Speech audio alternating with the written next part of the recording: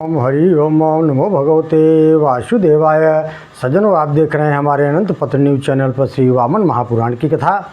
आज का प्रसंग है चंडिका से मातृकाओं की उत्पत्ति है, असुरों से उनका युद्ध है, रक्त बीज निशुंभ शुंभ का वध है और देवताओं द्वारा देवी की स्तुति है और देवी द्वारा देवताओं को वरदान है और भविष्य में पुनः प्रादुर्भाव का देवी जी का वचन है। सीधा चलते हैं कथा की तरफ।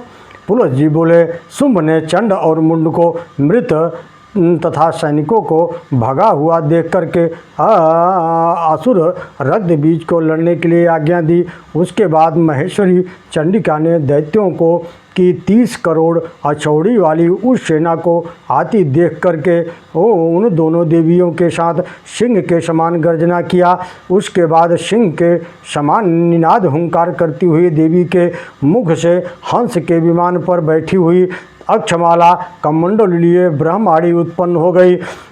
वृक्ष पर आरूढ़ त्रिशूल धारणी कंगन पहने कुंडल धारण किए हुए 3 नेत्रों वाली महेश्वरी भी उत्पन्न हो गई।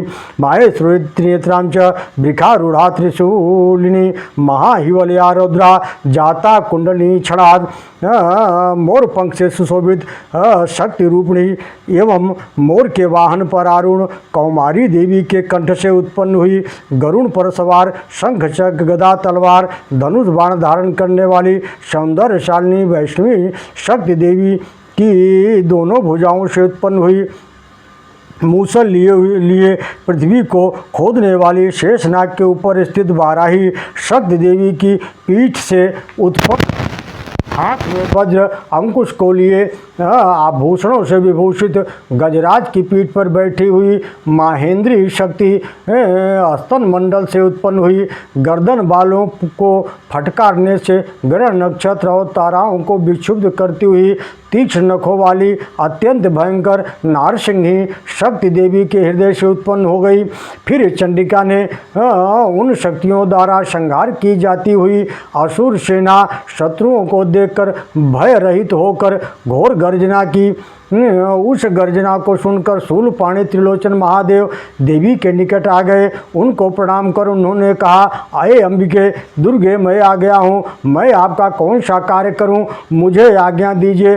उस शक्ति के साथ ही देवी की देह से शिवा उत्पन्न हो गई। उन्होंने देवेश्वर से कहा, हे शंकर, आप दूध बनकर जाइए और शुंभ निशुंभ से कहिए कि आए दुराचारियों, यदि तुम सब जाने की इच्छा करते हो तो 7वें लोक रसातल में चले जाओ। इंद्र को स्वर्ग की प्राप्ति हो एवं देवगण पीड़ा बाधा से रहित हो जाए। ओम नमो भगवते वासुदेवाय। हे ब्राह्मण, यदि तुम घमंड से युद्ध करना चाहते हो तो आ जाओ। यह मैं बिना किसी घबराहट के तुम लोगों का विनाश करूं। उन्होंने शिवा को दूध बनाया, अतः महादेवी का नाम शिवद्युति हुआ। वे सारे असुर भी शंकर के गर्वीले वचन को सुनकर हुंकार करते हुए जहाँ कात्यायनी स्थित थी वहाँ दौड़ पड़े। उसके बाद दोनों असुर सुरेश्वरी के ऊपर बाण शक्ति अंकुश श्रेष्ठ कुठार शूल से परिघ आदि अस्त्रों से बौछार करने लगे। सा चापी बाणैर्वरकार मुकच्यतै चिच्छेद शस्त्राणि यथ बाहुभीषः जघान चान्यान् रणं चण्डी विक्रमा महासुरान् बाणशतैर्महेश्वरी मारी त्रिशूलेन जघान चान्यान् खड्वांग पातैरपरांश कौशिकी महाजले क्षेपहत प्रभावान ब्राह्मी तथा न्यान सुराशकारा। युद्ध में प्रचंड पराक्रमशाली लिनी उन माहेश्वरी भी श्रेष्ठ धनुष से निकाले बाणों और असुरों के शस्त्रों को भुजाओं सहित काट दिया, असुरों को मौत के घाट उतार दिया। मारी ने त्रिशूल से बहुतों को मारा, कौशिकी ने खड्वांग के प्रहार से बहुतों का वध कर डाला। ब्राह्मी ने जल राशि फेंक कर असुरों को प्रभावहीन कर दिया। माहेश्वरी ने असुरों की छाती छेद कर जर्जर कर दिया। वैष्णवी ने बहुतों को जलाकर भस्म कर डाला। कुमारी ने शब्द से, इंद्री ने वज्र से, वाराही ने मुख से, चक्र से असुरों का संहार किया। नारसिंही ने नखों से प्रहार से दैत्यों को चीर डाला। शिवद्यूति ने अट्टहास से, रुद्र ने त्रिशूल से, विनायक ने फरसेस की मार से असुरों को विनष्ट कर दिया। इस प्रकार देवी के बहुत से रूपों द्वारा संहार किए जाते हुए दानव धराशायी होने लगे। देवता और मात्र शक्तियों द्वारा संहार किए जा रहे एवं बाकी व्याकुल किए गए वे सारे महान असुर खुले बालों एवं भय से इधर उधर देखते हुए रक्त बीज के शरण में चले गए। रक्त बीज तेज धार वाले अस्त्रों को लेकर एकाएक आग धमका और भूत गणों को इधर उधर खदेड़ते हुए मात्र व्यूह में प्रवेश कर गया। उसको आते देख मात्र शक्तियों ने उस असुर पर अपने तेज अस्त्रों की बौछार की। उनके शरीर से रक्त की जो बूंदें पृथ्वी पर गिरती थे उनसे उतने ही बलवान असुर उत्पन्न हो जाते थे। उसके बाद उस अद्भुत दृश्य को देखकर कौशिकी ने केसनी से कहा, चंडिके ददस्ता शर्मयं निरीक्ष सा कौशिकी केशिनी भूभ्युवाच विवस्व चंडे रुधिरं त्वरात्रे वितीर्थवक्तं वटनवान् लाभान् सत्वेक्तमुक्त्वा वरदाम्बिकेयी वितत्य वक्त्रं विकरालमुग्रम् ओष्ठं नभस्पृक् पृथिवी स्पृशन्तं कृत्वा धरं तिष्ठति शर्ममुण्डा।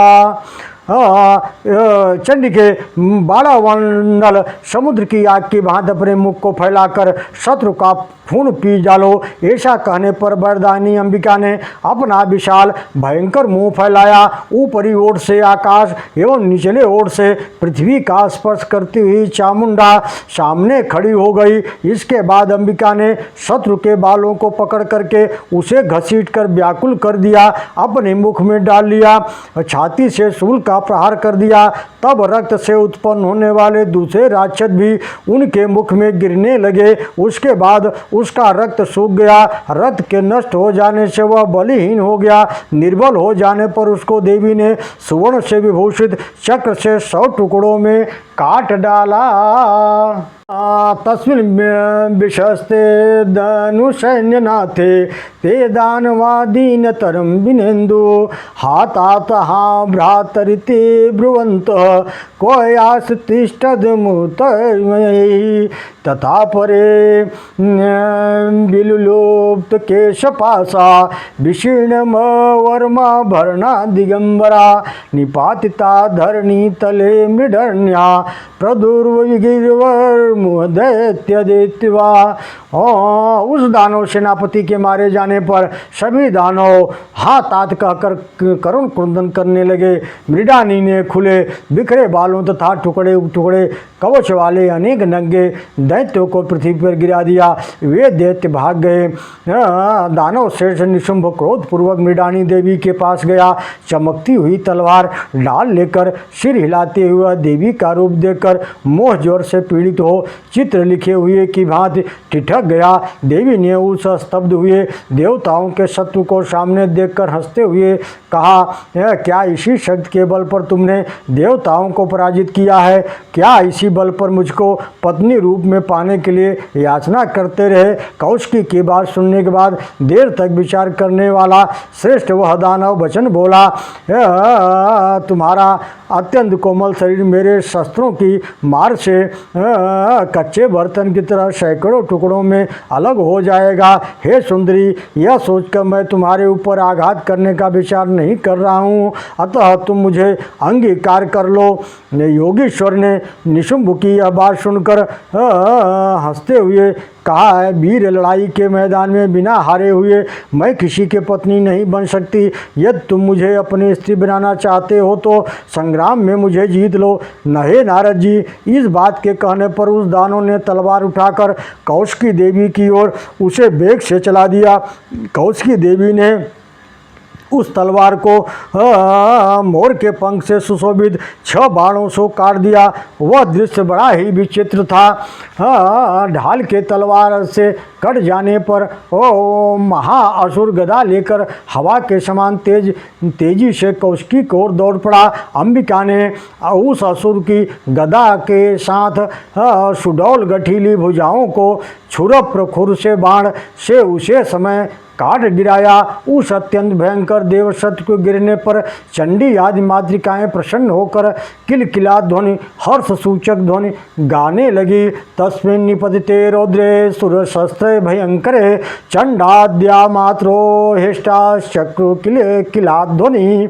उसके बाद आकाश में इंद्र आदि देवगण शत्रु के मार गिराए जाने पर हर्षित होते हुए बोले, हे विजय तुम्हारी जय हो। फिर चारों ओर भूतगण भेरी बजाने लगे। देवगण कात्यायनी के ऊपर फूलों की वर्षा करने लगे। हे निशुंभ को गिरा हुआ देखकर शुंभ क्रोध से हाथ में पास लिए हुए हाथी पर चढ़कर आया। उसे आते देख देवी ने चमकते हुए अर्धचंद्राकार 4 बाणों को उठा लिया।